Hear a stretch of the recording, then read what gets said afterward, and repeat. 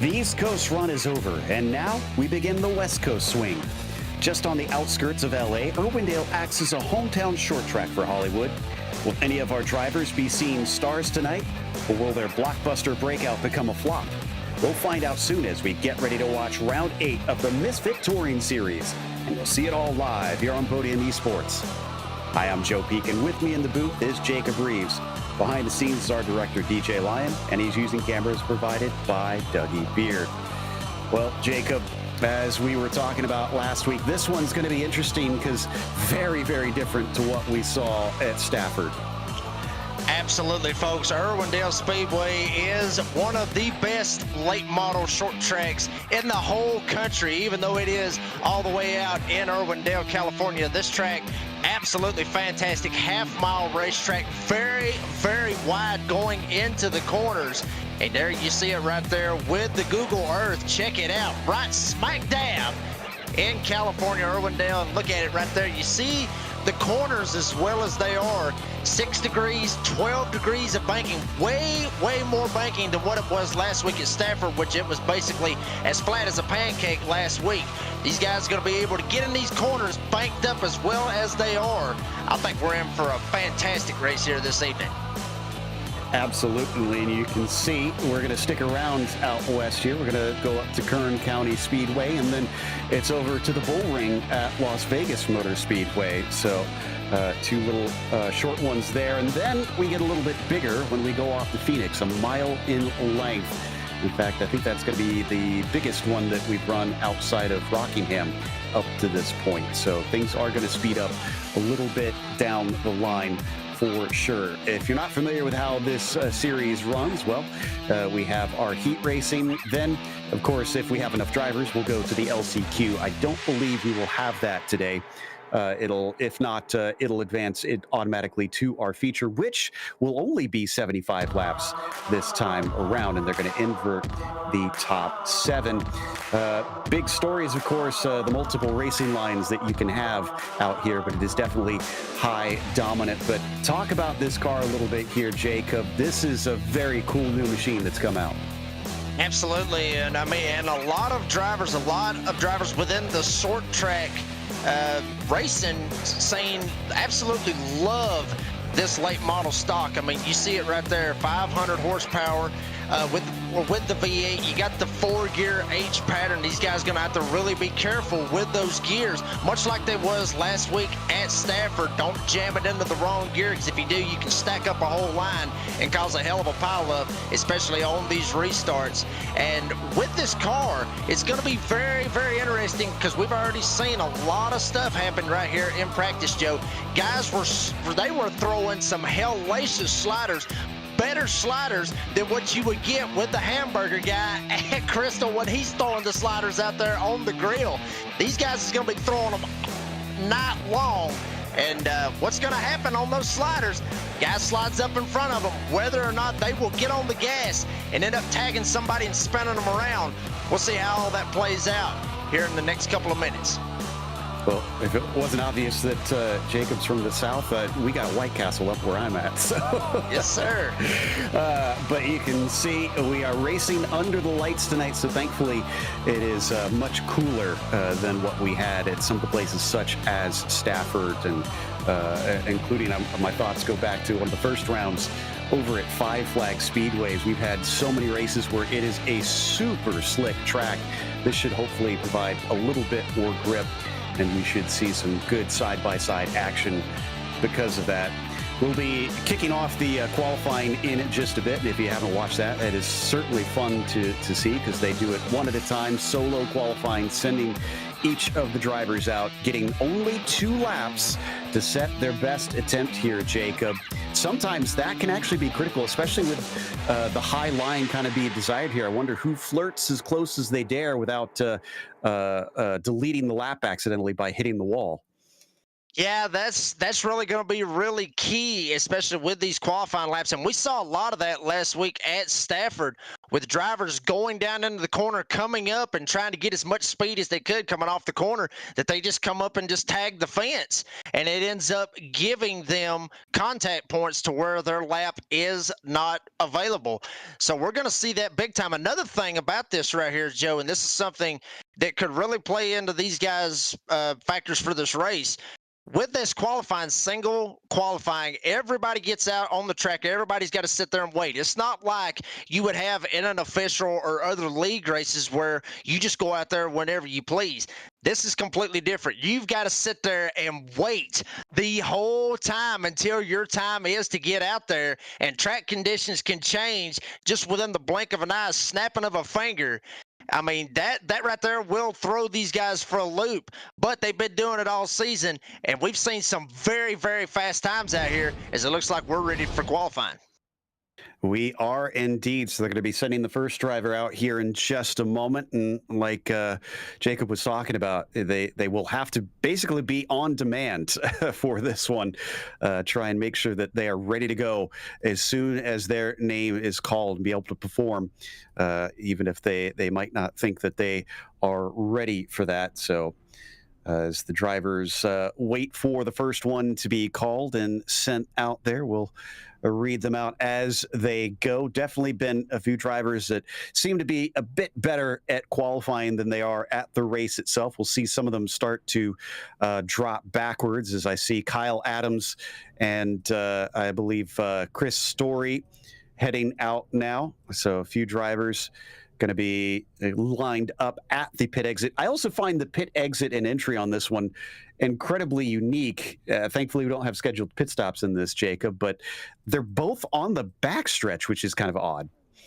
Yeah, I mean, they really are. I mean, honestly, for those of you, or for the fans that have not seen Irwindale, this track's actually got 2 tracks right smack dab in the middle of it. You got the outer ring, which is what they're running these late model stocks.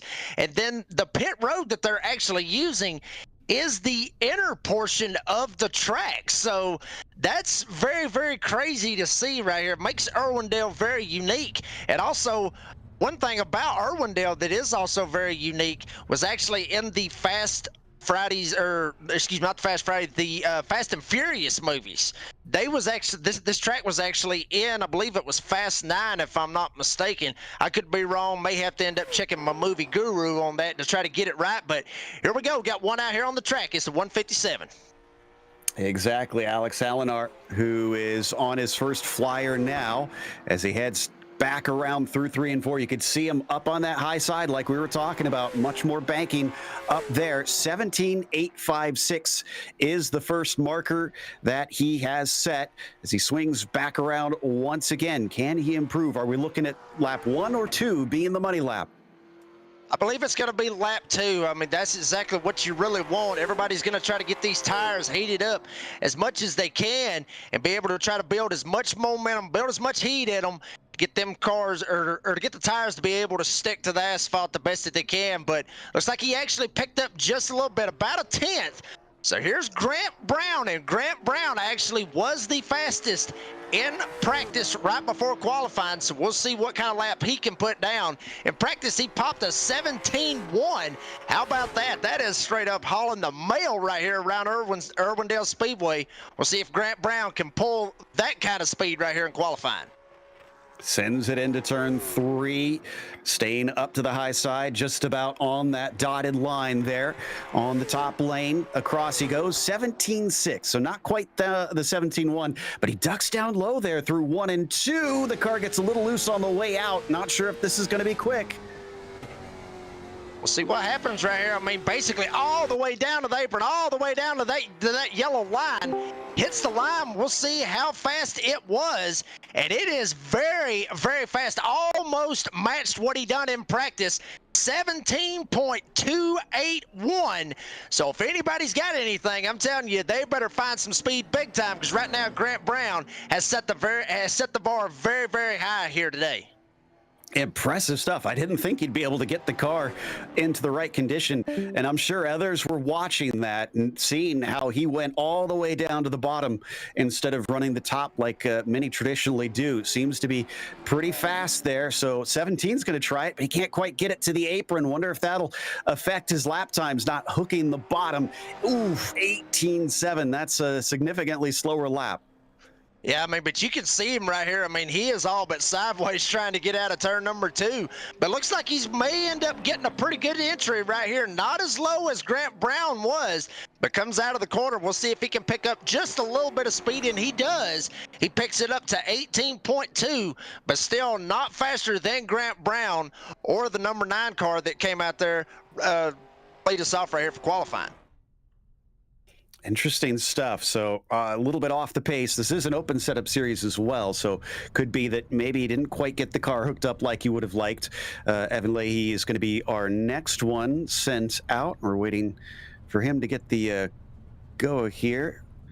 And now he's finally taken off as he finally accelerates forward. It's a very short warm-up, just this half a lap that you get. Don't even really get to try and warm it up through turns 1 and 2 since it dumps you out onto the backstretch. So he's on it from the word go. He's on it, and he is going to send it straight into turn 1. And much like everybody trying to get up top, trying to build up as much momentum as they can, here comes Lee. He's going to keep it up on this top side for this first lap. And that second lap, he's going to get it all the way down to that green grass right there in turn 1 and 2 and 3 and 4. Here comes Lee. Actually, a little bit later than what I thought he was actually going to do. He's going to get sideways coming out of 2, but able to save it, sends it into turn 3. Now he gets down on the apron, just not as close to the grass as Brown did, but we'll see if Evan can pick up any time right here. It looks like it's going to be 17.484 for Evan Lee. That is fast enough for that second spot right now.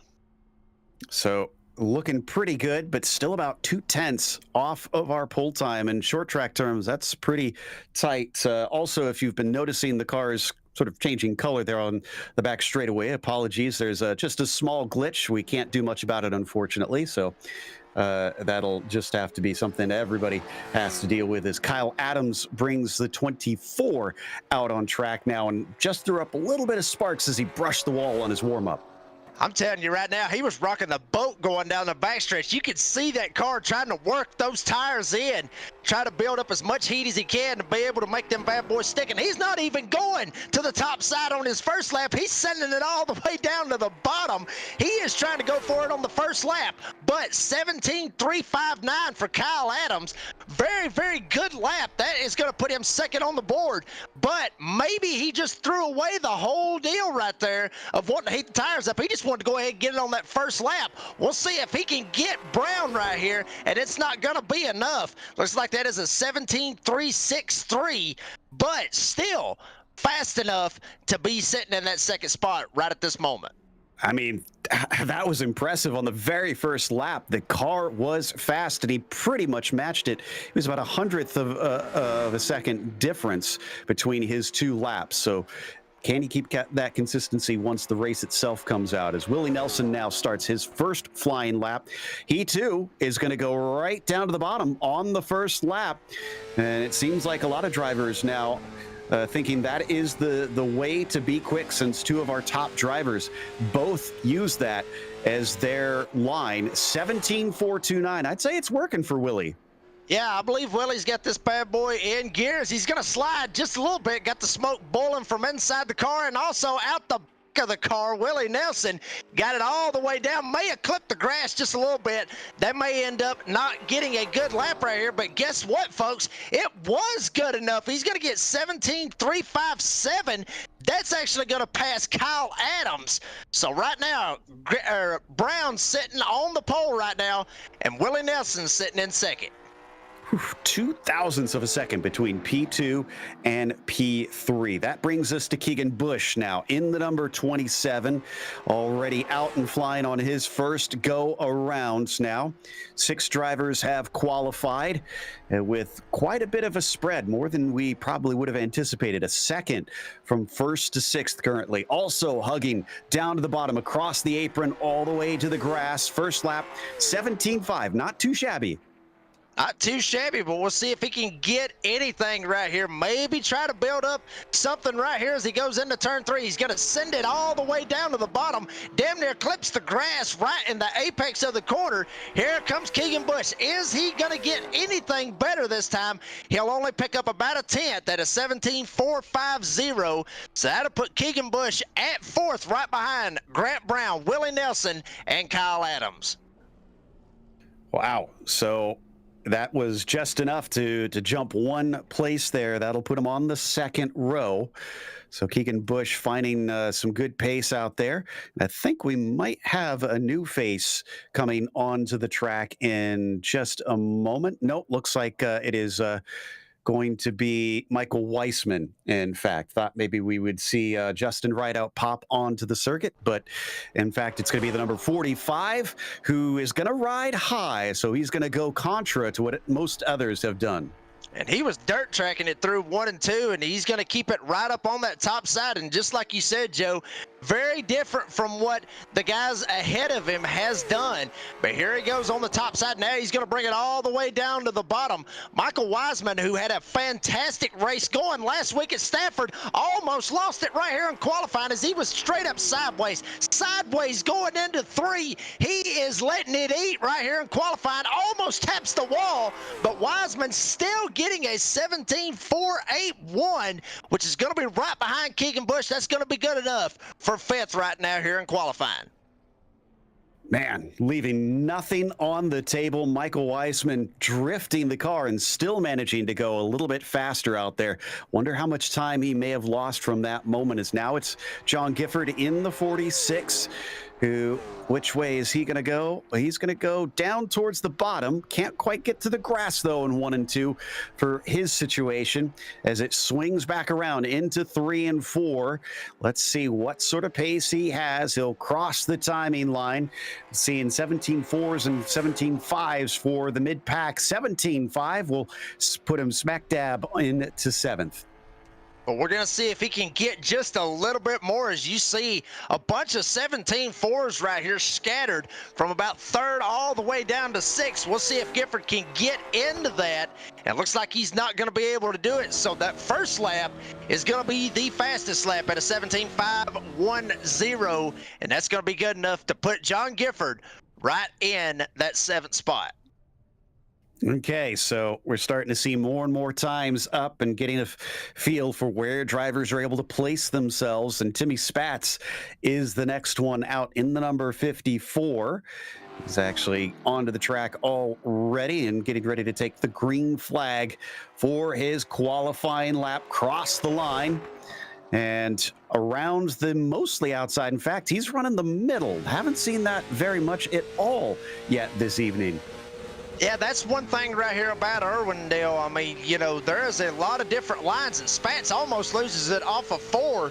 He's going to be able to get it straightened back up for this lap. 17.815, which is not as fast as a lot of the drivers out here. And looks like he's not even going down to the bottom. He's going to try to keep it up on the top side. As soon as I say that, thought about sending it down the bottom, jumps up almost into the gravel all the way up at the top of the track, but picks up about a tenth. 17.714 for Timmy Spence. That's going to put him 9th on the board right now. So a little bit farther down than what we had been seeing. And Kenny Storkson is still coming around from the pit entry practically there. So taking some time before he finds his way around, and then he's going to park it. So I guess we're going to Chris Story instead, who's already on the circuit in the number 67. As he chucks it down into turn 1 and brings it to the bottom, tries to late apex this one to get himself the launch. Now it's down into 3 and 4, all the way to the grass, just about touching it that time. I mean, that's what you've got to do, Joe. You've got to get as low as you can go. It's that old saying, how low can you go? Well, I'm telling you, he went about as low as he could have went, except for not hitting the grass and spinning himself out. And he's going to send it one more time in 3 and 4. Almost clips the grass again. Almost clips the wall coming out. And Story's going to hit a 17.361. But the first lap was the best lap. And that's going to put him starting right beside Grant Brown when they take the green here in just a couple of minutes. Interesting. So looking very quick there, Chris Story. He's going to bump Willie Nelson off the front row as Jeremiah Rychecki is going to now try and see what he's got underneath him in the number 78 as he goes through 1 and 2, drifts it out to that outside wall, down the back stretch, and now it's time for 3 and 4.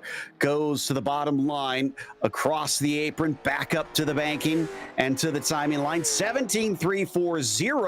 First lap already puts him into second place. Yeah, but I think he may have threw it away right here, because usually if they can try to build the tires up, maybe not. We'll see what he's got right here. Jeremiah coming off of turn 4. Will he be able to knock Grant Brown off the top? He will not. 17.487 for Jeremiah in the 78, but still, once again, knocking people down, but Grant Brown able to hold off another driver. But here comes Jake Sylvia, won last week at Stafford. We'll see if he can knock Grant Brown off of that pole. Cross the line to start his lap. Gets it just about down to the apron, but doesn't quite touch it. Maybe brushes the white line through 3 and 4. This is where most drivers are able to get much more shallow, and he does indeed in that 88. Slides a bit off the corner, though. First lap, though, a 17.219, and that is pole. Jake Sylvia picking up where he left off last week, winning at Stafford, and he's going to try to start it right here on the pole. If anybody else has got anything for him, there is a new time to beat here at Irwindale as Jake comes by the line, 17.268. But the first lap was good enough to knock Grant Brown off the pole. So we got a new fast man here at Irwindale, Joe, and his name is Jake Sylvia. Only Jake and Grant have been able to break under the 17.3s. So watch out for that. That's your new marker of what is fast out here. Bradley Stefane starts his flyer. He is able to get down to the apron on that first time around, and then down into turns 3 and 4. Can he compete with Sylvia and Brown? Oh, he's way off the grass, though. A little bit higher up on that apron. We'll see what he gets right here. I mean, actually, that time 17.641 right there for Bradley Stefanes. He's going to come off a 2, gets a little bit loose.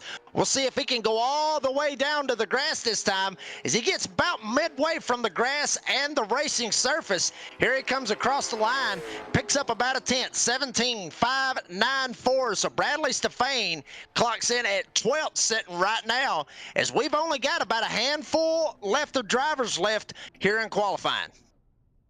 And I think going to be Brogan Whitworth up next. Indeed it is. So He works his way out onto the track, getting that hard to miss orange and red number 96.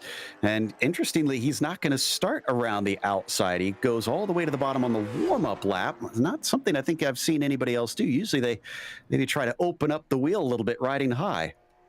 Yeah, but I mean, it's like I said, you know, everybody's basically got different ways to attack this track in qualifying and also the race. As Brogan, he has got it all the way down on the bottom, and it's not going to be too good on this first lap. 17.724 for Brogan Whitworth. That's going to be good enough for 14th as he comes off of 2, almost smacks the fence coming off of turn 2, sends it down into turn number 3, all the way down to the bottom, and comes right up against the wall. Will Brogan get a little bit faster? He does by 2/1000ths of a second. 17.722. Brogan Whitworth staying in 14th. So not a big improvement, but I guess you could say an improvement. Kyle Smith is our next one in the number 97, who just crossed the start-finish line to start his lap now and brings it around 1 and 2, riding a little bit higher and obviously, well, maybe riding lower. Look at the sparks coming off the back of that car. Woo, look at the back end of that car sliding out. When he went into turn 3 right there, I thought he almost lost it right here going into the corner. But Kyle Smith, 17.9, he may be driving it just a little bit too hard right now, Joe, because that car is all over the place. He's going to send it down into 3. Look at this. I mean, literally almost a 45-degree angle when he went into turn 3. But he might have scrubbed off just a little bit too much speed. No, he actually picked up a 10th right there. So Kyle Smith clocking in at 16th, but wow, what a ride right there for Kyle Smith. It was, and he gets away with it, but it's not fast. It's down in 16th for him. Leave Tyler Lugo Vickery should be our next driver out. The 241 exits the pit lane, also trying to scrub the tires a little bit to heat them up before he gets into turns 3 and 4. He'll ride the high line on this one, heads across the start-finish line to start the first flyer. And check out them eyes right there, folks. I mean, he is glued to that screen, wanting to try to get as fast a lap as he can. He's going to keep it all the way right here on the top side, like most drivers have done.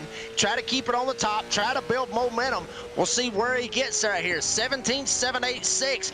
Not able to get down as low as he wanted to in 1 and 2, but we'll see if he's able to cut it down in 3 and 4. Sends it in, back in, almost comes around, but he's going to slide way up the track, almost gets into the fence, hits the line, and he is going to pick up a good chunk right there, Joe. Went from a 17.7 to a 17.493. That's fast enough for the top 10 right now. I haven't seen many drivers that improved by that margin, so great job by Tyler to find a little bit more pace there on the second lap.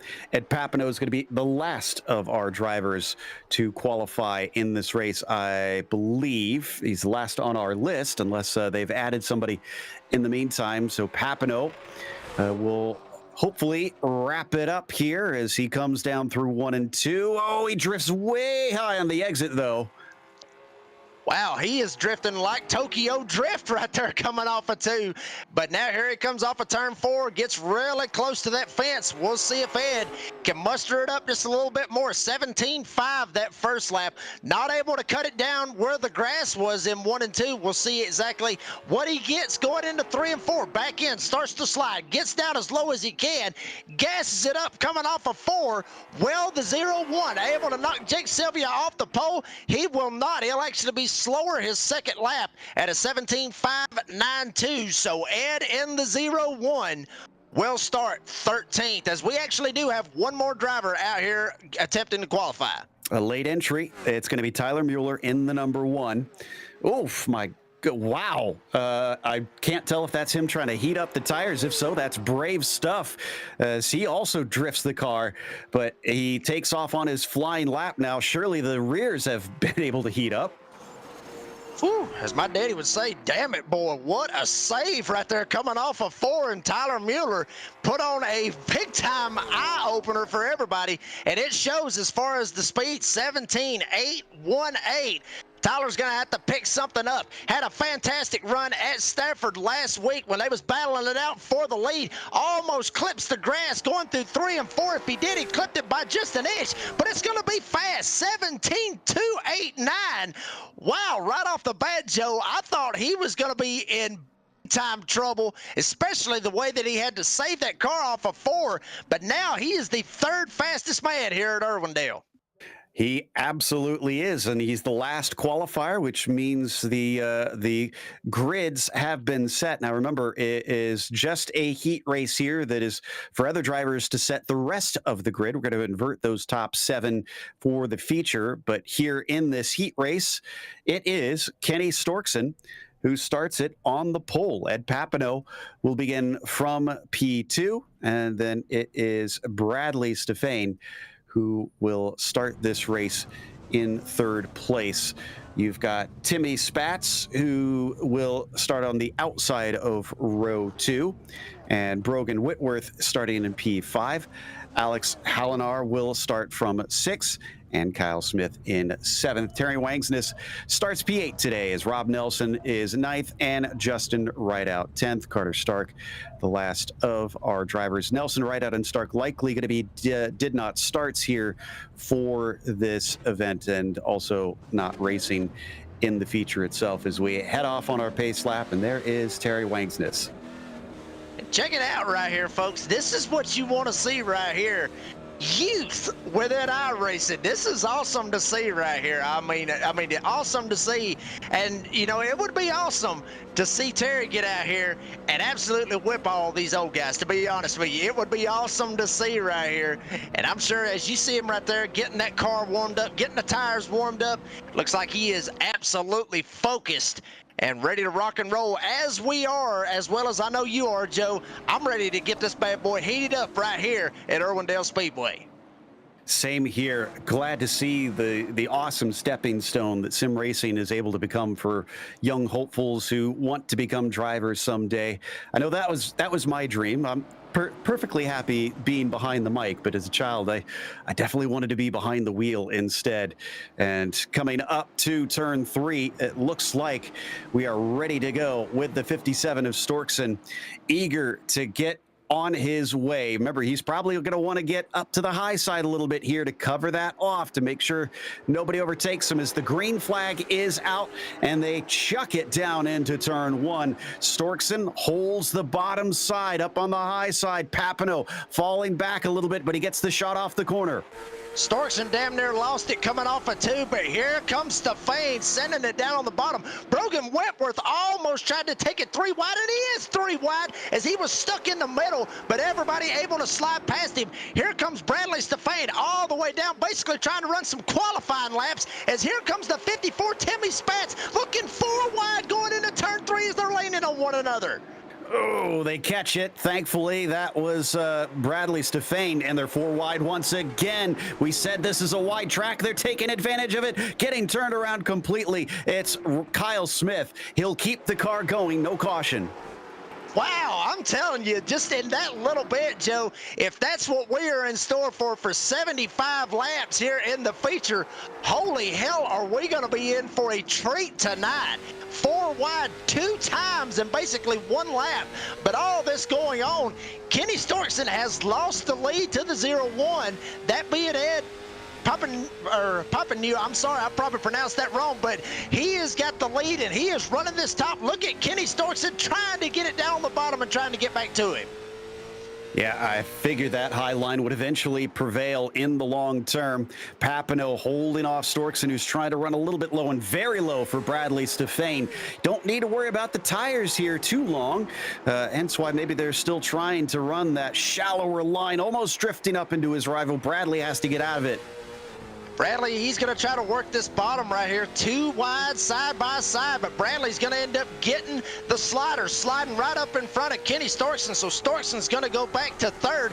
Maybe not, he's going to try to pull the crossover and try to jump down below Bradley Stefane. Everybody trying to run down Ed Papineau, or as I'm going to call him, Poppy, for this race. Poppy's still leading it up here as Stefane's starting to close in.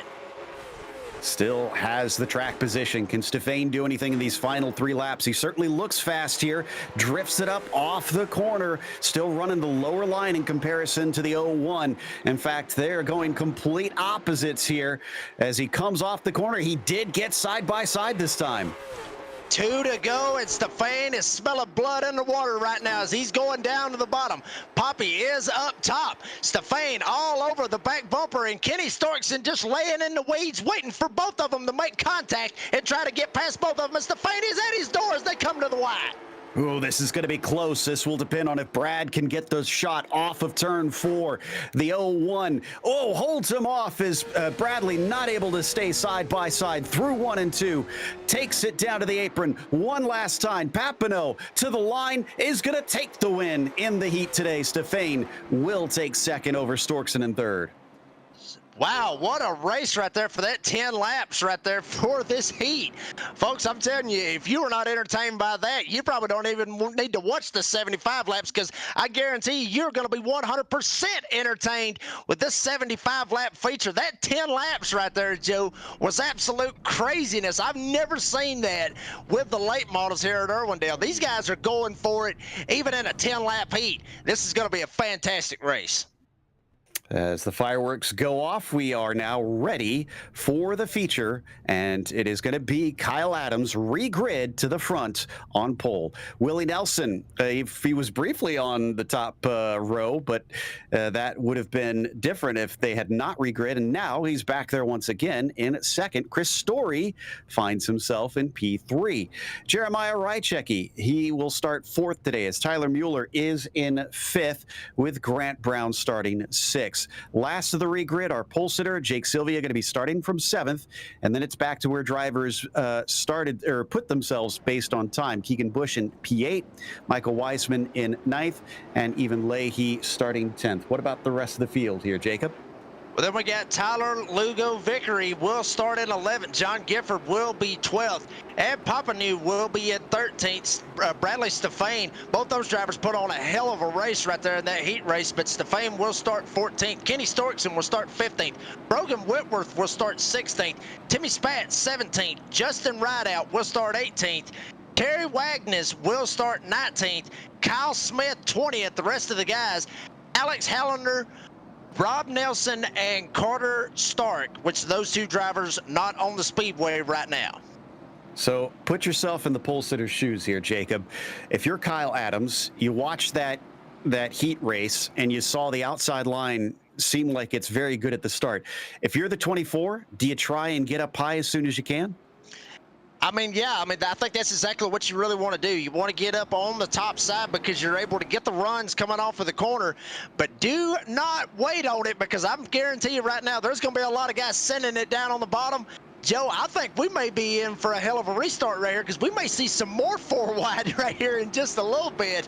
I got a very good feeling of it. So, folks, I'm telling you right now, if you got a cold one right now in your hand, step that bad boy back, kick your feet out, get ready. 75 laps right here at Irwindale. You're not going to want to miss a bit of this race right here.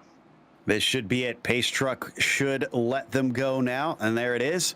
As Kyle Adams has control of the field, he'll take them around to the start zone of the track in that number 24 as he attempts to hold off Willie Nelson, as well as a whole bunch of faster drivers behind him from the regrid.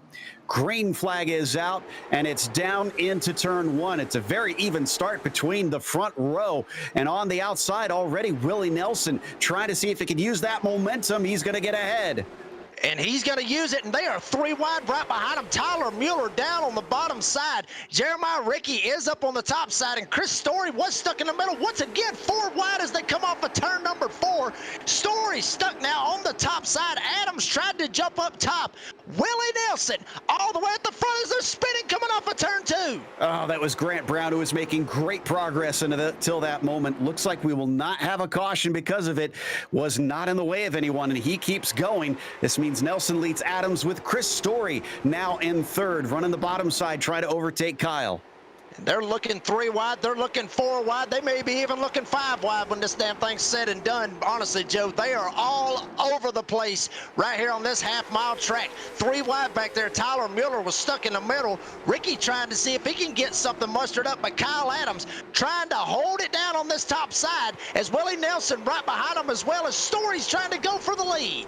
Adams took the lead going down beneath Nelson there through 3 and 4, but he lost it now to Chris Story. He's going to try the same thing through 1 and 2, but he can't quite slide it up in front of the 67. He'll hold the lead for now.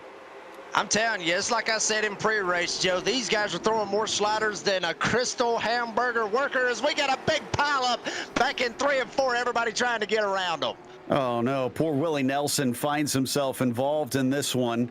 I think this starts between himself and John Gifford, who's going to bump the rear of that car. And then behind, just a couple more wind up sailing into the wreck, as it just wasn't avoidable. Trying to make out who that is. I think Ed Papineau, unfortunately, got a big piece of it. And then an orange car must be... Oh, looks like Justin Rideout, who did start this race, and Brogan Whitworth. Watch up on the high side here. Oof, big hit. Goodness, what a hit. But all that started, Joe, when John Gifford just kind of overdrove the corner is what he did. He just completely missed the brake pedal, drove straight into the back bumper of Willie Nelson, jacked the whole back end of the car up, set him straight around. And then at that point, folks, I mean, like we said, this track is wide. It's wide enough to go 4 wide. We've already seen it. But maybe it's not as wide at that point, because when you got so many cars sideways right smack dab in the middle of a quarter, you basically just got to close your eyes and just pray and try to get through it. A lot of drivers tried. They was not successful at doing that. That's why you see a lot of drivers maybe taking shots at pit road like you see right here on the leaderboard. And no surprise that Whitworth is in there with the huge hit that he had. And I see a couple other drivers that were involved, Papineau, and it looks like John Gifford also, interesting, did not get away clean on that one. He's been given an EOL for the restart, which won't matter too much because I think he's going to go a lap down here in a quick moment. But how about Chris Story?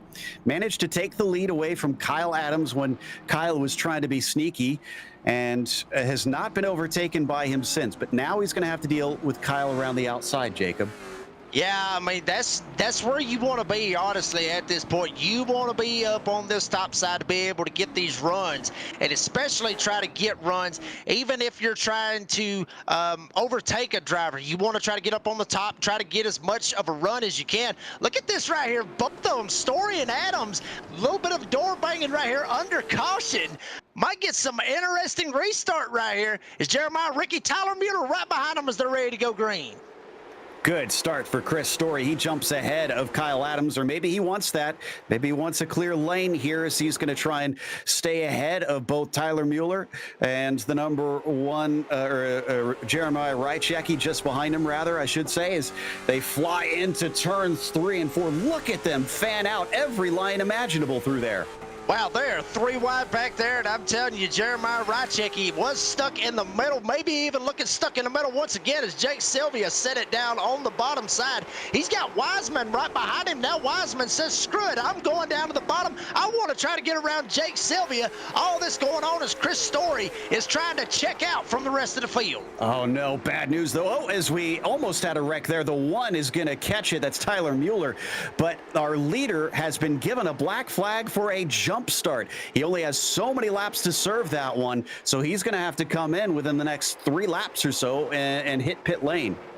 Wow, that is very, very unfortunate for Chris Story. That is not what he wanted to see, and there you see him jumping down on pit road to serve that black flag. It will surrender to the lead to Kyle Adams. Jeremiah Rychecki trying to run this bottom, trying to see if he can find something to find Kyle Adams. How about Evan Lee? Started 10th all the way up to that 3rd spot, but he's got a lot of guys behind him. Sylvia and Wiseman right up his tailgate trying to see if they can get to him.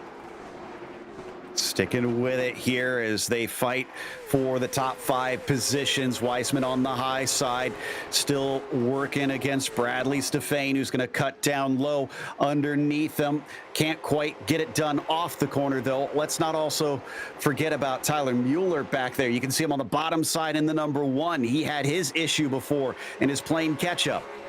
Yeah, everybody's really trying to run what line they need to run. Everybody's starting to get some green flag laps, starting to get a long green flag run. Get some heat in these tires. Let's see who's got the faster cars. You see a lot of drivers electing to go to that top lane to be able to carry that momentum that they need to. But some drivers, like I'm seeing right up here, Evan Lee, I believe it is, he was all the way down to the bottom. Evan Lee's actually going into the pits from what I'm seeing. Oh, the 18. I'm not sure if he had some sort of penalty or something. Double checking on that, but yes, you're right. He is coming into pit lane for unusual and unknown reasons, unfortunately. So Kyle Adams leads, but Rychecki has been gaining on him since he's taken that over. It was many more car lengths up ahead. We're checking in on the 89 in the meantime. Yeah, Bradley Stefane, he's been doing a very good job, and check it out where he started. 14th. He was in the heat race before this feature. Started 14th. He's up into the 6th spot, but they're looking 3 wide around him as he's trying to chase down Weissman and Mueller as they send it in down on the bottom side. That's Grant Brown. It sends it down on the bottom. He was one of those drivers that spun out earlier on in this race. He's down on the bottom as he goes side by side with Bradley Stefane, almost door banging coming off a 2. Grant clearly demonstrating the speed that he's had here in this race. The qualifying was no fluke, having passed a lot of cars, trying to find his way back to the front. He's side by side with Lugo Vickery here on the outside, who is not given up easily, and he's boxed in. That's Bradley Stefane in front of Tyler, so that might limit his options as they almost come together. Bradley going low as Grant wants to drift up. Yeah, Brown, I mean, I think he's had enough of this right here. He knows that he is one of the fastest cars out here on the track, and he's tired of racing these guys. He wants to be able to try to get up here and battle it out with Kyle Adams, with Jeremiah Ricky, with Tyler Mueller, Michael Weissman, Jake Sylvia, all these guys. Brown is starting to get impatient with these guys on the top side, but that's the kind of racing that you get here at Irwindale. Battle still raging on a little bit farther down here. Tyler Mueller facing off against Jake Sylvia, who is up 4 from that regrid. He's been very quietly picking his way upwards, and we'll see if he can manage to go by Rychecki for 2nd place in a bit, as we got a car on the bottom side. Grant Brown now seeing if he can overtake multiple cars. Wow, that bottom line working great for the 14. Yeah, he's maybe trying to slide up right here in front of Weissman, but not able to do it. He is cutting this track and trying to use it as much as he can. Has a hole right here with Weissman. Will he decide to jump up? No, Weissman's going to get the run off of 2, but here he goes, sends it back down on the bottom. He wants to try to get up here in this top lane, and he's going to jump up. Weissman had to get out of the gas, and Stefane almost turned him as they hit the line. Thankfully, it all stays green. We're on lap 26. We're already a third of the way through this race, following on the heels of the number 14 of Grant Brown. Weissman still trying to see if he could shake that position off of Grant into turns 1 and 2. They're starting to go more and more single file. Yeah, everybody really going up to the top side. Kyle Adams and Jeremiah Ricky have straight up checked out from the rest of the field. Adams got about a 2-second lead over Jeremiah Ricky. As you see right now, I mean, here goes Weissman, tries to send it down on the bottom of Grant Brown. Brown may end up getting almost door banging. Weissman almost slammed him straight up into the fence, but Weissman being very wise to get out of the gas and keep it down as low as he can. That could have been catastrophic right there, Joe. To finish first you must finish, and I think that self-preservation that Weissman is experiencing could help him as he gets loose, though, there, and that's going to allow Bradley Stefane to be all over his rear bumper. He'll try to go to the bottom side to see if he can overtake him. Yeah, but up front, we got Jeremiah Ricky and Jake Sylvia. They have just got themselves in a battle for 2nd. Jake tried to pull the slider. Now Jeremiah's going to try to see if he can pull the slider. But if he wants to do anything, he better jump up here in a 2nd in front of Jake or in front of Tyler Mueller, because he may end up getting freight trained here in a minute. Here comes Mueller. He's going to fight Jeremiah for that 3rd spot. Massive gap between P1 and P2. I think Sylvia knows it. He now sets his sights forward as he finally solidifies that second place in the 88. Can he hunt down Kyle Adams, who started this on pole, and it should have been a regrid, so theoretically, Jake should be quicker, but Kyle's been running away. Absolutely, and I think that's exactly what they need is clean air to be able to get away from everybody. You ain't got nobody in front of you. Well, Kyle actually has one car right in front of him, and that being a lap car. So, I mean, it is what it is, but he ain't worried about that. He's just wanting to run some consistent laps and try to get away from Jake. But you see this lap time right there. It started to drop down big time. It's Stefan and the 78. Both of them almost get turned around. Holy hell, these guys are driving it like they stole it right now. They absolutely are. This has been a fantastic race out here today with plenty of green flag racing, but maybe not much longer. To the side goes Bradley Stefan. He's off the racing line. I don't see a caution. Oh, but there's a wreck in front of him. Looks like a separate incident with Timmy Spatz leaves him on the exit of 2 facing the wrong way. I think that might have been just a classic case of everybody looking down at the car spinning on the bottom and not paying attention to what was in front of them, honestly, Joe, because everybody was straight around that whole deal right there. And I think that's exactly what it was. I mean, yeah, I think it was actually cars trying to check up thinking Stefan was going to back it back up the fence. But you hate to see it right there for Timmy Spatz and being out of this event, which, I mean, he's not out of it, but he looks like he's got some pretty serious damage right here, Joe. Yeah, now watch the 57 of Kyle Smith in this as well, because he's the one that's going to get loose and kind of tip this thing off. And yeah, he gets up into the 54. 57 has no place to go because of that. And they all sort of collect together there as they slither up the racetrack. That's Storkson in the 57 who hits him from behind. Yeah, I mean, it's like, you know, I mean, with Bradley Stefan getting loose right there, if he would not have gotten loose right there in front of him and everybody would have jacked up, I mean, Kyle Smith was already sideways in the middle of the corner. It really didn't matter what Bradley did. I mean, you're going to see it right here. There's Kyle Smith in that 97. He sends it in down on the bottom, and yeah, you already see him sideways right there as he tries to save it, jumps right up in front of Spatz. Spatz takes a hell of a ride over in turn 2.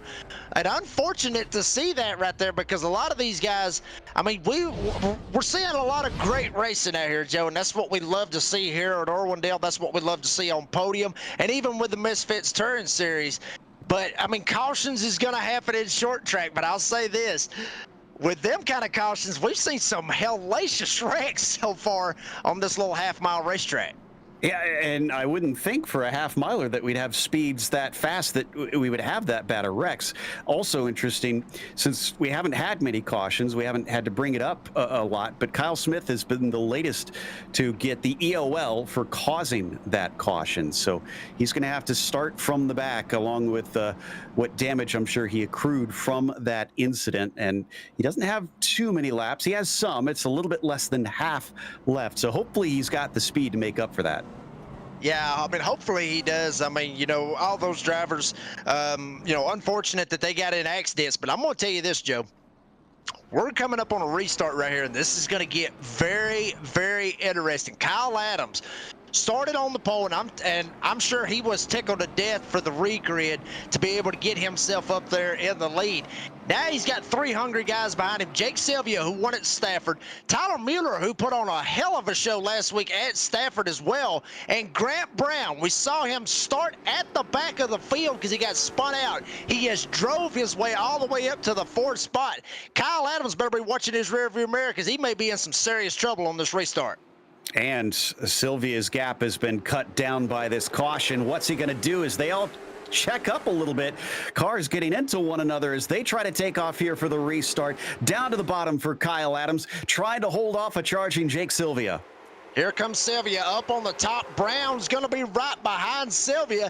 Here comes Tyler Mueller down on the bottom. Brown says, screw it, we're going 3 wide, but Sylvia able to get clear. Now Brown down on the bottom. Mueller, he's going to jump up to the top side, get him behind Jake Sylvia. All this going on behind Kyle Adams. Adams, who's trying to check out and trying to get away from him. I wonder if Brown could be a dark horse in all of this. He goes all the way to the low side and is able to stay side by side in that battle for second. Drops back a little bit with a lack of momentum shooting off the corner. But he is finding it effective, at least for now. But we got another caution quickly, and it looks like Keegan Bush and Bradley Stefane at least involved in this one. Unfortunate to see that right there with Keegan Bush and Bradley Stefane. Bradley also got caught up in that earlier crash. Matter of fact, the caution right before this.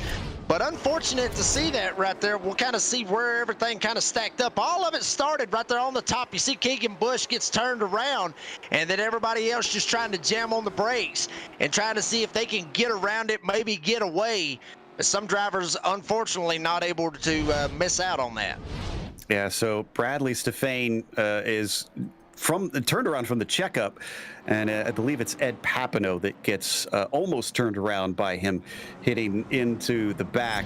Otherwise, interestingly, it was Justin Rideout that initially turns around the first car on this one. There you can see it as he bumps him around. So obviously having fun making friends in his first go out with the Misfits Touring Series.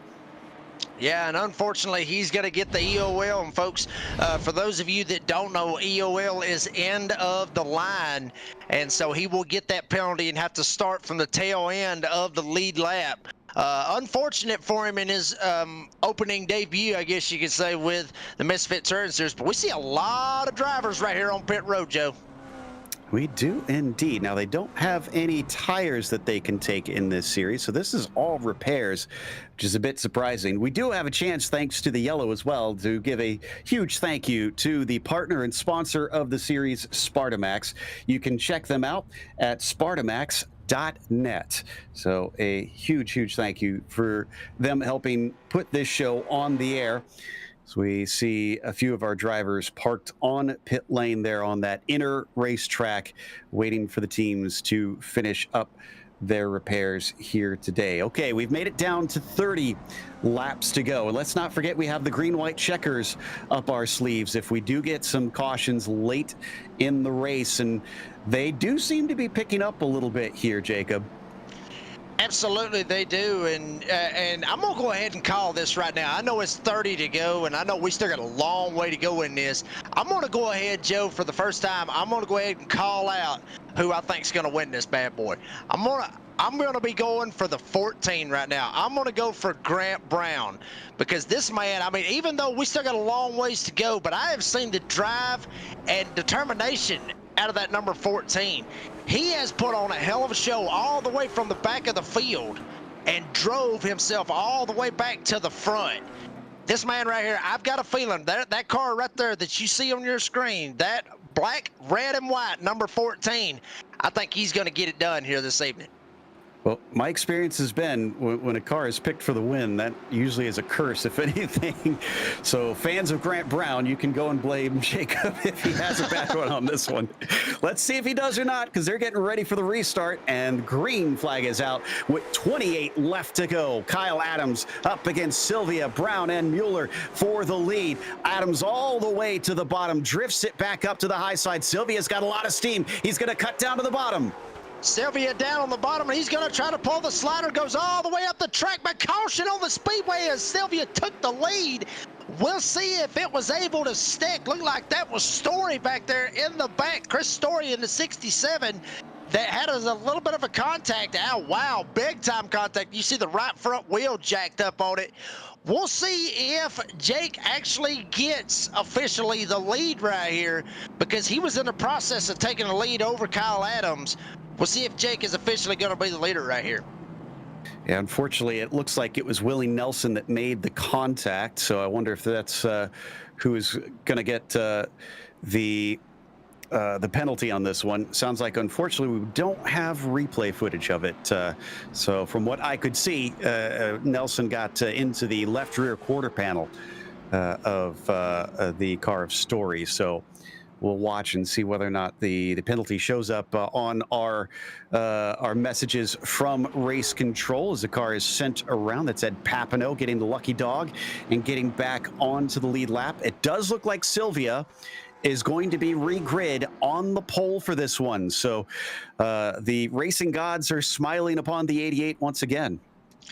Yeah, I mean, and that is big time right there for Jake Sylvia. I mean, you know, the fastest car here at Irwindale after the regrid had to start 7th, so he had to drive back through the field. Looks like he's going to take the bottom right here on this restart right here. So Adams, he loves this top side. He really does. But Sylvia's going to have to send this sucker. He's going to have to send that 88 as hard as he possibly can and try to jump up in front of Kyle Adams, because Adams, he's led most of this race. He does not want to give this bad boy away right now. I can guarantee you that, Joe. He wants to try to win this thing and stop what Jake Sylvia's been doing throughout this season. I think Kyle Adams can do it, but do not count out, like I said, my pick, Grant Brown. He dodged one caution. Maybe we can take the commentator's curse off my back for a change, and maybe he can get it done as well. Yeah, Grant restarting there in 3rd, still in a good position. He'll have the inside, but then we've seen the outside have some good speed here on some of these starts. Other interesting thing, we've now had what is essentially, I believe, 3 cautions in a row, or at least within quick succession here. In oval racing, Jacob, we often talk about the give and take that it's needed. Is it becoming a lot less give and a lot more take now? Well, yeah, I mean, you see the laps right there. I mean, 23 laps to go. I mean, everybody's, you know, they threw give out of their dictionary. It is all take at this point. Everybody wants to get up here and try to win this race. And everybody in the field, all the way down to 16th, still has a shot. I mean, that's 16 cars right here on the lead lap. Everybody's got a shot at this right here. So it's all take, no give right now. Is Adams going to be able to take away from Sylvia, though, and be able to get a win? As we come down to the start-finish line, it's a very good start for Sylvia and for Brown. Look at him get up the inside of Adams. He's up the inside of Jake Sylvia as well. Can he take it away as we get another wreck behind them? Oh, he could have been in the lead when they had that yellow thrown. It was close. Holy crap, what a wreck behind him. Terry Wangston, also one of those drivers, gets involved from what I've seen. And he might have actually been the initial driver that went around, but what a restart right there. As Terry looks like he just gets down on the bottom. Oh no, Tyler Mueller in the 1. He actually gets set around by the 241 entry, which the 241 entry, that is Tyler Lugo Vickery. You're going to see it right here. There's Vickery right there. Gets into Mueller, sends him around. Terry got nowhere to go. Story barely sneaks by it. But there it is right there, Joe. I mean, it's like I said, everybody is taking, nobody's giving right now. They were 4 wide on that restart down into turn 1. So, yeah, you're right. People are trying to capitalize on any sort of opening that they can find as we come back live now. Or no, excuse me, we're looking at the replay of that restart one more time. This is Lugo Vickery. Oh, he's already got a bump on the 1 once on the initial start, then down into turn 2. He gets a little piece of the left rear quarter panel. And then, unfortunately, with everybody checking up, some didn't get the memo, and around he goes. And we are apparently going to single file restarts. I kind of don't blame the stewards on that one. Nah, I don't blame him one bit. I mean, and honestly, right there for Vickery, I mean, you saw what happened. I mean, he got in the back of Mueller once, turned him around the second time, and then he just got straight up jacked up. The way I look at that, Joe, that's karma. I mean, you reap what you sow at that point. He hit him once before the restart. I think he might have actually hit him twice before the restart, then turned him around 3 times. That's enough. I mean, like you said, nobody got the memo, but I look at it as karma at that point. Sometimes racing has a way of doing that. And interestingly, Grant Brown will be regrid on the top spot. He's been in pit lane. In fact, the only other driver that is up amongst the top 10 that's been on pit lane during this race is Bradley Stefane.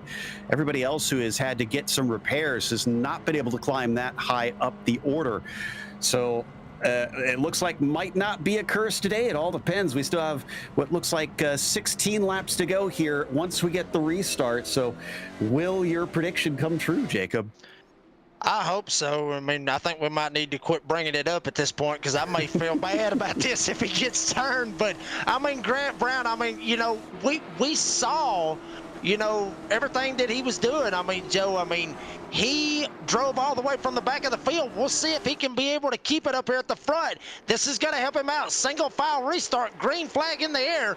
Brown's on the gas, Sylvia's on the gas, and Brown, he's not going to run the top. He's going to try to cut the track, go all the way down to the bottom of the track. Here comes Sylvia. Here comes Jeremiah Ricky. Here comes Kyle Adams, Willie Nelson, all of them trying to chase down Brown, and Sylvia's going for the lead. Cuts to the bottom underneath them, now forcing the 14 to take the high side. Both of them try to go to the bottom. Is either going to give way? No, but the 14 pinches him enough that he holds onto the top spot. Rychecki somehow finds himself into third place ahead of Kyle Adams on that last caution, just barely being ahead of him when the yellow was thrown, and he's holding on to it now all the way to the apron once again for Brown. We're down to 14 laps to go. Brown's trying to hold off Sylvia as much as he can, and he loves wrapping that bad boy around the apron. Got a guy around back here in the back.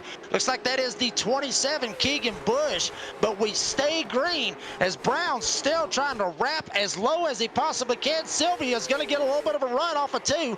Will it be enough to get to the back bumper of Grant Brown? And Joe, here's something that you got to think about. Will Sylvia use the bumper if he gets to Grant Brown for this lead? And Rychecki's been under threat from Kyle Adams. If he can get through, is he also going to try and get aggressive here at the end, considering the laps are dwindling away, and he's got to play catch up side by side a little bit farther back there. And you can see the battle between Willie Nelson actually now trying to attack on Kyle Adams. He's almost got the position, and he bumps him a little bit out of the way. Oh, wow. I'm telling you, Willie Nelson right now may be thanking his lucky stars that Kyle Adams didn't turn him head on into the fence, because Kyle Adams could have done that big time. But that opens the door for the 45 of Michael Wiseman, who shot around Stefan and Adams like they were both sitting still. Now he's going to have a shot at Willie Nelson. Nelson all but loose off of turn 2, as up front Sylvia's still trying to run down Brown, but we see a hell of a battle back here for that 4th spot. Cutting back across on Wiseman. He's going to try and see if he can take that position away. Drifts up. Wiseman's not going to give way like we saw Kyle Adams do, who is all the way down into 7th now. It's been a miserable restart for that number 45. Meanwhile, Willie Nelson still fighting hard. And I'm starting to notice we're seeing a lot of marbles on that low line as well. The track is getting messy. Yeah, it's getting absolutely worn out right now, but I'll tell you, Joe, that's when you see some great racing, and we're seeing it all right here on Podium Esports here at Irwindale Speedway. Every one of these guys trying to go for everything. Like I said, no give, all take. Here comes Jake Sylvia. He's going to try to get to the left rear of Brown. Both of them send it in as Sylvia all the way down to the bottom of the racetrack trying to slide up. Brown's going to get the run off of 4, but Brown's going to get the lead back. Brown squared off that exit, and that gave him the launch, but it's not over. Still side by side, nearly touching off the turn as they chuck it down into turn 3 now. We are going to see 7 to go at the line. They've been door to door for a couple of laps. Who is going to give way? I got a feeling right now Jeremiah Ricky may be in the best spot, because these guys are driving the hell out of these cars up here for this lead and for the win. Jeremiah might be in the perfect spot. Both of these guys might end up taking each other out for the win. Coming to the line, 4 laps to go. Jake has threw everything at Grant here at the end of this race. But he's done one thing. He has not done one thing right here, Joe. He hasn't sent him yet, but he's come damn close a couple of times. He keeps his nose in there on the inside. 3 laps to go now. Will he actually turn him is the question. There was a little bit of consternation between drivers back at places such as Thompson. But as we come through turns 3 and 4, he's right at the bumper. He could try and nudge him if he wanted to. No, he's going to send it down to the inside, gives him the door. He's going to take the lead away through 1 and 2. He's got a nose ahead. It's 2 laps to go. White flag next time by. Will the 14 cut back underneath and be able to take the lead away? He tries to get the launch off the corner, but no. Jake Sylvia has the advantage down to the inside through 1 and 2. He gets underneath them, not able to pay him back quite yet. The lapped car gets out of the way ahead of them. Sylvia with the advantage down to the inside of 3 and 4. Can't get there in time. Jake Sylvia at the last stages of this race will take the win away from Brown. Wow, what a race all the way to the end. Jake Sylvia gets the win. Look at this right here. Brown actually threw the door right there. Not really sure if that was a congratulatory door or if it was a you-know-what door right there to Sylvia, but that is short track racing right there, Joe. Hell of a finish right there with Jake Sylvia getting the win. Getting the elbows out to make it happen as he pulls into victory lane and burns it down with donuts here at the front stretch. Nicely done by Jake Sylvia for the win here today. We're going to take a quick break as he continues to celebrate. We'll be back with the unofficial results as well as driver interviews after this.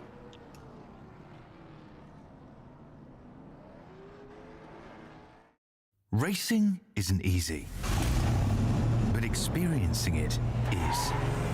iRacing puts you in the driver's seat with the industry's leading sim racing game.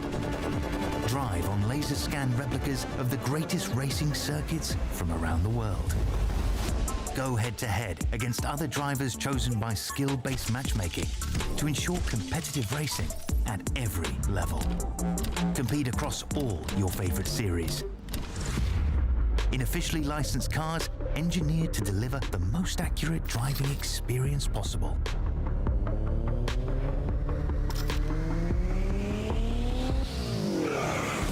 Join a race or host your own with players from across the globe. Race against the computer or in a league with friends. Feel the thrill behind the wheel. Visit iRacing.com.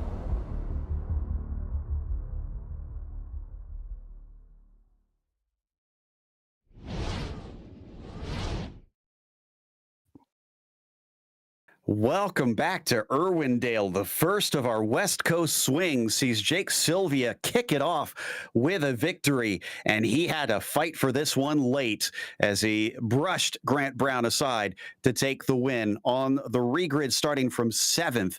Grant Brown here managed to finish in second.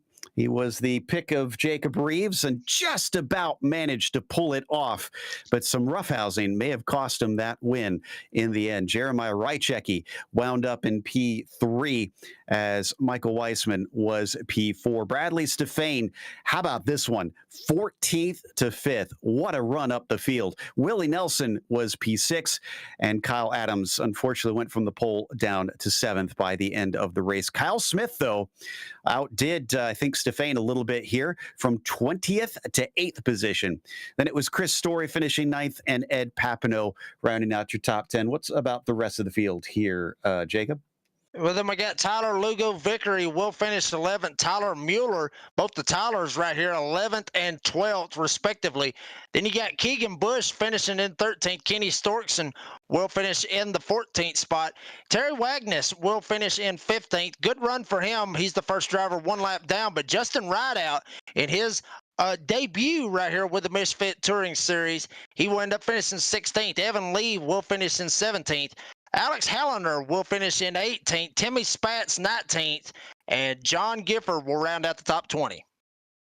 And then, of course, you had Brogan Whitworth, who was a retirement early, and Nelson and Stark did not start for this race. Now, we hoped to get to talk to Sylvia here, but we don't have anybody waiting. I wonder if there's a bit of talking happening in the rest of the Discord over there, because I do still see Jake over with a few drivers, and I wonder if we might actually have a little bit of drama from that finish. Certainly was exciting stuff. I mean, I haven't had a chance to go back and look at it. It was also in the moment there, Jacob. But what's your take on his move? Fair game? Well, I mean, I think it is. Honestly, I mean, it's short track racing, Joe. I mean, and up here in North Georgia, I mean, that's the kind of racing that we love to see right there. We love to see, door banging, as I say. We love to see the beef because it's hellacious content. We love that kind of stuff. But I mean, for that matter, I mean, it's short track racing. I mean, it is what it is, what happens, and it was one of the keys for this race. Who wants it more? And Jake Sylvia wanted more. And Grant Brown, he had about one or two shots at Sylvia to send him around if he wanted to, right after Sylvia threw the door to him. but Brown never went back and never sent it in and tried to send him. So, I mean, I think it's fair game. A lot of other drivers may look at it as, well, no, maybe not. You shouldn't race that way. But that's short track racing. You got to lean on one another every now and then. You got to try to, move people out of the way. That's what racing was built on. That's what short track racing was built on, Joe. At least from where I stand at, I think it was a fair game.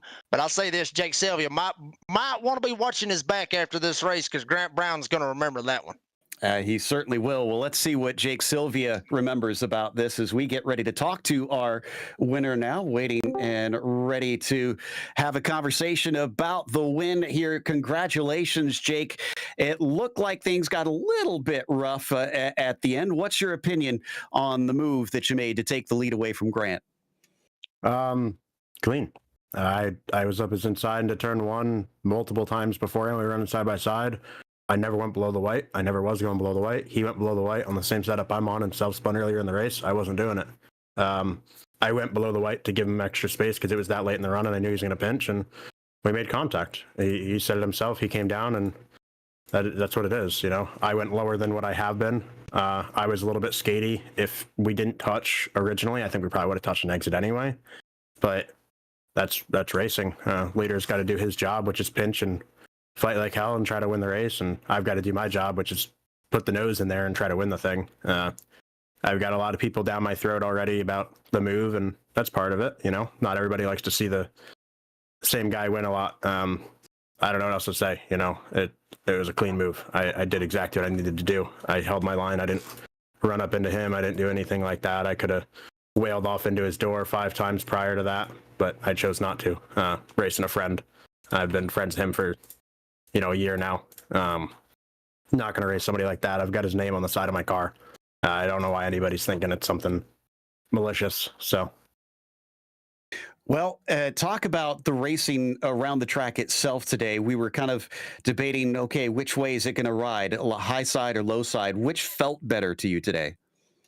They both really didn't feel good. Out of all the practice races and all the testing that everybody did throughout the week, we really thought it was going to be kind of like a dirt race where you just see a lot of slide jobs. We definitely saw some, but I don't know what it was. I don't know if the track temp definitely rose. I think we were in like right around the 80 mark throughout the race, and I think that might have played a part. But for whatever reason, it was so hard to get there on somebody, and once you did, it was easy, but it was getting to the point where you could throw a slide job on somebody without them getting all the way to the wall and going. But I think towards the end of that race, the marbles really started to work their way up the track, and it wasn't worth it anymore. You really had to drop down and try to defend your spot. Well, there's definitely a lot of attack and defense. We got a lot of cautions there towards the end. Could you tell that there was a lot more take and a lot less give there at the end? Yeah, it's part of it. You really can't expect much. We've got I think this is the shortest race we're going to have all season. Not just lap count wise, but just size of the track and time that it took. It's 75 laps here is not a lot, especially in a car like this where we've got 20 cars out there. It goes by fast. So these guys were definitely pushing a lot harder than they normally were. That's just kind of what we all expected.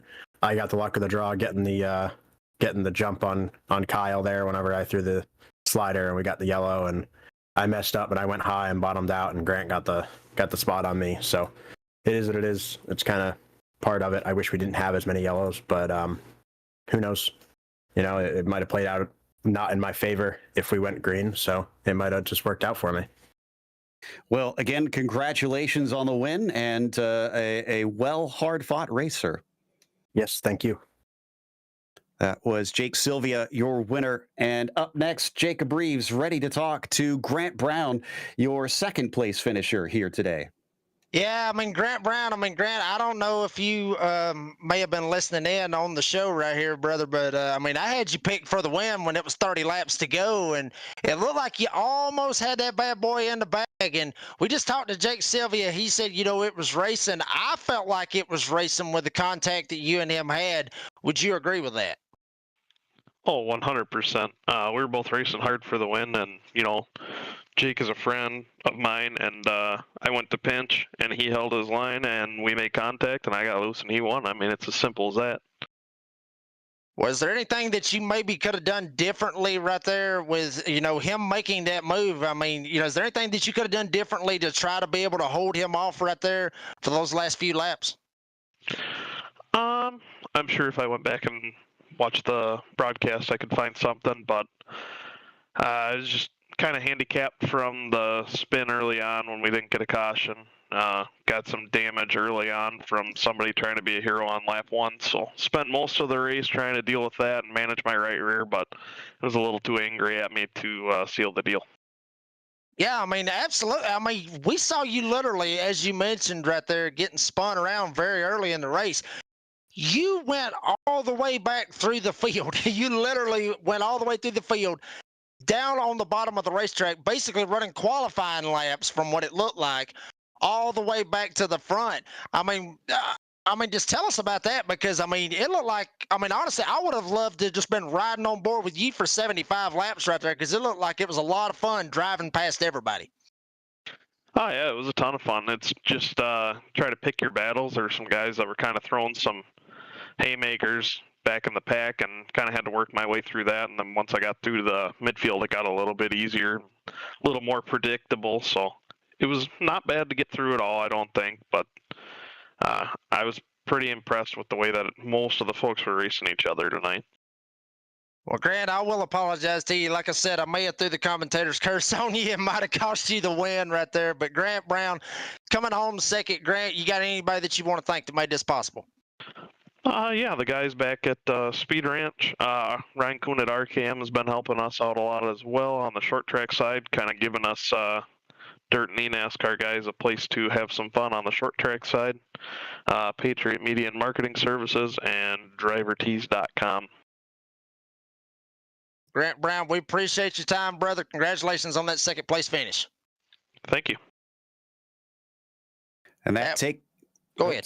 Sorry about Joe. that. Yeah. Go ahead, Joe. That takes us actually to fourth place finisher Michael Weissman.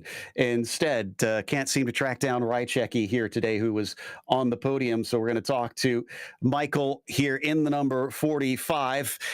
Michael, just shy of finishing in the top 3 there. You had a front row seat of some hard fights as well as being in your own there at the end. Oh, yeah, it was a lot of fun. Of course, give it to Jake and Grant. They put on one hell of a show for the win. I was impressed watching them trying to run down 78. Feel bad not remember his name. Apologize to him, but watching them too, that was one hell of a show.